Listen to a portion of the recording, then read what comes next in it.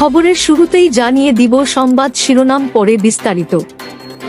নেতানিয়াহুর গাজা সিটি দখলের সিদ্ধান্তের প্রতিবাদে উত্তাল তেল আবিব।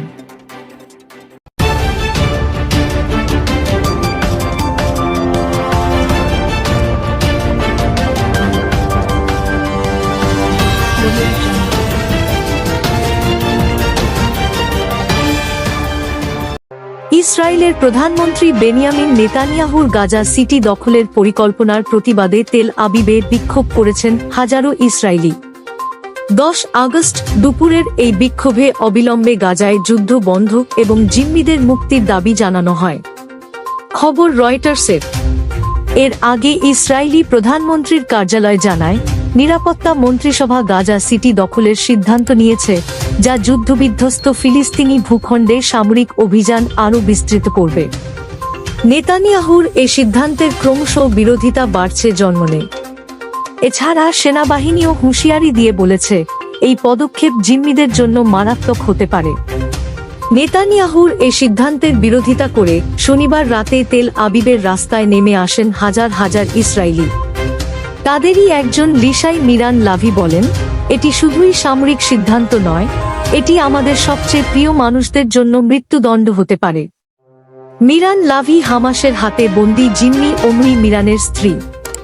তিনি মার্কিন প্রেসিডেন্ট ডোনাল্ড ট্রাম্পের প্রতি অবিলম্বে যুদ্ধ বন্ধের জন্য হস্তক্ষেপের আহ্বান জানান।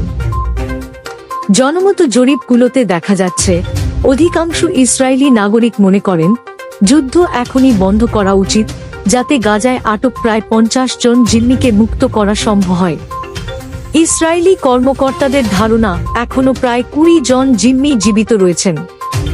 ইসরায়েলি সরকার দেশ বিদেশে, এমনকি তার ঘনিষ্ঠ ইউরোপীয় মিত্রদের কাছ থেকেও গাজায় যুদ্ধ সম্প্রসারণের ঘোষণার জন্য তীব্র সমালোচনার মুখে পড়েছে।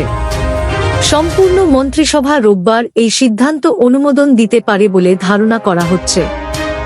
এখন পর্যন্ত যে জিম্মিরা মুক্তি পেয়েছেন, তাদের বেশিরভাগই কূটনৈতিক আলোচনার মাধ্যমে মুক্তি পেয়েছেন।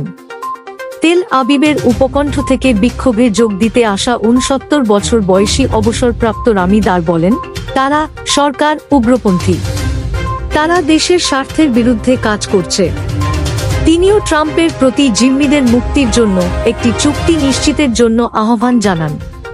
তেল আবিবে প্রায়ই যুদ্ধবিরতি ও জিম্মি মুক্তির দাবিতে সমাবেশ হয়। হামাসের অক্টোবর 2023-এর হামলার পর থেকে শুরু হওয়া যুদ্ধ বন্ধে সরকারের প্রতি চাপ বাড়াতে এই বিক্ষোভগুলো হচ্ছে। শনিবারের এই বিক্ষোভে 1 লাখেরও বেশি মানুষ অংশ নিয়েছেন বলে দাবি করেছেন আয়োজকেরা।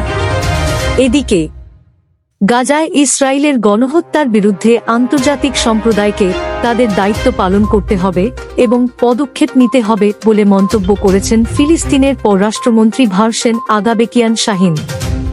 জাতিসংঘের নিরাপত্তা পরিষদের এক জরুরি বৈঠকের আগে কাতার ভিত্তিক সংবাদ মাধ্যম আল জাজিরাকে দেওয়া সাক্ষাৎকারে তিনি এ মন্তব্য করেন।